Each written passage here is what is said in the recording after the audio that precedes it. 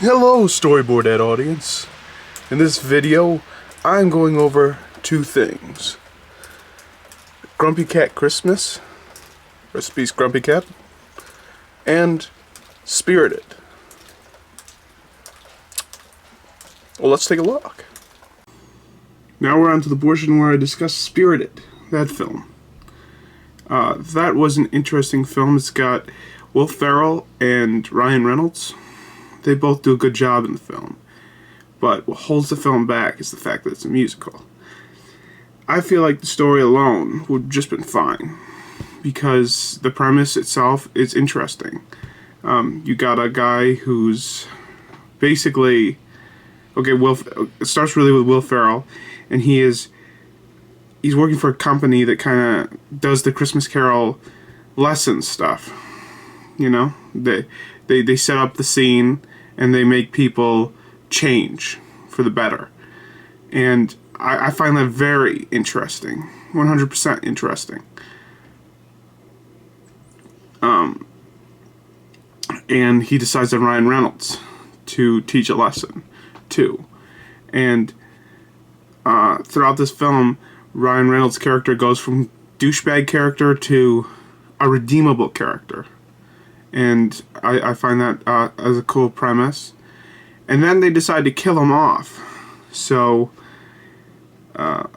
he kind of goes where Will Ferrell went. Will Ferrell, he wants to be alive, so he ends up going where Ryan Reynolds went. So it's a kind of they switch places in the story, because Will Ferrell's initially in the afterlife, and he used to be Scrooge, but he wants to retire. And retirement is living again, and he decides to do that throughout, like in the film. He does that and gets a kind of a nice relationship going with this lady, and has kids. And Ryan Reynolds' character, he learns the lesson and redeems himself over a period of time in the story. Ryan Reynolds' character dies at the end of it. And then he goes to the afterlife where Will Ferrell was, and he gets to run kind of the company from there, which is nice, which is pretty cool. I thought that was a good turn of events, and he finds his love interest in the afterlife, which is an interesting element.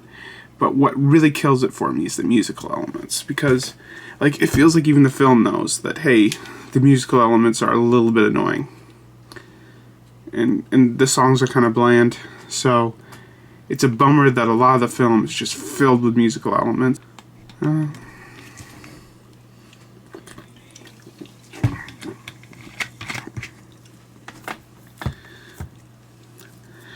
The musical element, just in my opinion, kind of kills the mood of the story. You know, it just kind of ruins the film, in my opinion, in aspects. Like, it's a solid story, but I really wish that the musical elements were toned down, or just not there at all, honestly. It kind of took me out of the movie. But, you know, I still think it's an okay movie, so I give it like a 6 out of 10.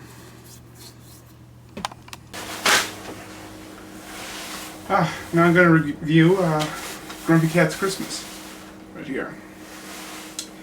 I just got done seeing it, and I found it to be an interesting film. It's really about a kind of a pet store robbery gone wrong, and there's 3 people involved. 2 are obvious, and they are rock stars, and they're not very good at it. And then turns out there's a surprise third who's the security guard that you thought was the good guy. He's not the good guy, bad guy. And by the end they all get caught, and I guess Grumpy Cat helps. The story kind of feels like a Lifetime movie, but it really doesn't necessarily act like one. It gets very meta with what it's saying, and I found that to be refreshing because I'm not a big fan of Lifetime movies, and I thought, in a way, that Grumpy Cat would be along that guideline of cheesiness. And don't get me wrong, it's cheesy. It's a cheesy movie, but it's enjoyable.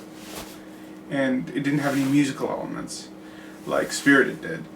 And to me, I like that a lot more, even though aspects of the storyline get kind of weird, like the whole coin tossing in the well sequence, and then talking about merch for a moment in the movie. That was a little weird, but you know, I enjoyed that aspect. And this movie also discusses Grumpy Cat's relevance in media by discussing what got Grumpy Cat famous in the first place. But you know, it was an enjoyable film. I enjoyed it more than I enjoyed Spirited, in my opinion. I gave Spirited, I believe, like a 6 out of 10. So I'm giving this one like a 7 out of 10. It's a fine film. I wouldn't give it like a 10 out of 10 because, well, it's rare certain Christmas films I'd ever give probably 10 out of 10 to. Then again, I haven't watched too many Christmas films. But I enjoyed checking out these ones, and I hope y'all like this video. So, this is where I end it. Thank you for watching this video. Have a great Christmas, everybody.